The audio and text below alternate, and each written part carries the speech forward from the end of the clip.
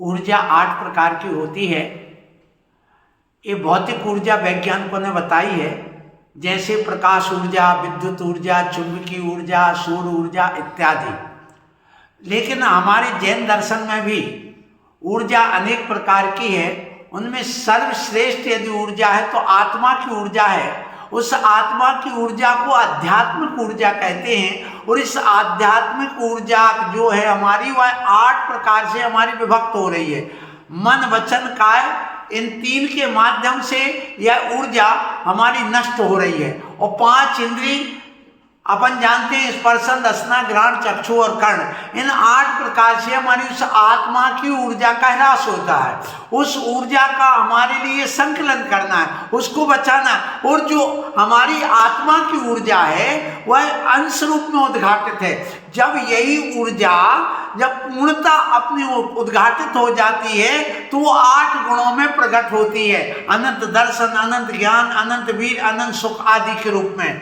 इसलिए सिद्धों के 8 गुण होते हैं। लेकिन जब यह ऊर्जा 8 कर्मों से ढकी होती है, ज्ञानावर्णी, दर्शनावर्णी, वेदिनी, मोहिनी, आयु, नाम, गोत्र, अंतराय के माध्यम से, तो उसमें से अंश मात्र में उद्घाटित होती है। तो जो हम आज वर्तमान में इस ऊर्जा को उपयोग कर रहे हैं वो अंश मात्र है। यूं कहिए एक सागर भरा हुआ है। उस सागर में यदि कोई एक सुई की नोक ले जाए और पानी में डुबो दे, उस नोक में जितना पानी आ जाए समुद्र से, बस इतनी हमारी ऊर्जा वर्तमान में उद्घाटित है। इसलिए जैनाचार्यों ने कहा है कि अपनी इस ऊर्जा को उद्घाटित करना है। उस उद्घाटित करने के लिए हमें पहले कर्मों को हटाना पड़ेगा।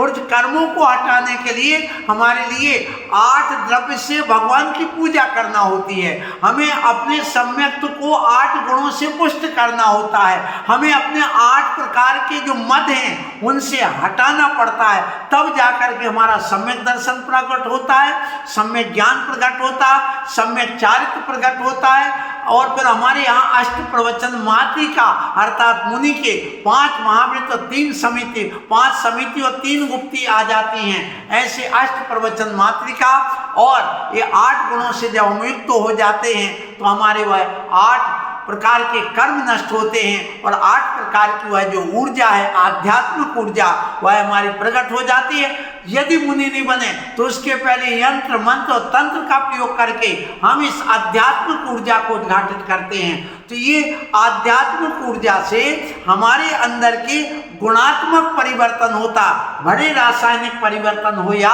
ना हो, परंतु गुणात्मक परिवर्तन होता है। उस गुणात्मक परिवर्तन के लिए हम प्रतिदिन यहाँ आकर के पूजा अर्चना आदि करते हैं। और इस पूजा को 8 द्रव्यों से युक्त होकर के 8 द्रव्यों से यहाँ पूजा की जाती है। और ऐसे उस ऊर्जा को उद्घाटित करने के लिए क्षेत्र बनाए जाते हैं। तपोवन तीर्थ उसी में से एक है जो हमारी उस आध्यात्मिक ऊर्जा को उद्घाटित करने के लिए है। यहाँ पर प्रतिदिन विधान होता है, भक्तामर विधान। और यहाँ पर अभी जो 23 फरवरी को यहाँ मुख्य पात्रों का चयन किया जाएगा। इसी के साथ में अब उसके जस्ट बाद में वहाँ 12 अप्रैल से 17 अप्रैल तक पंच कल्याणक होगा।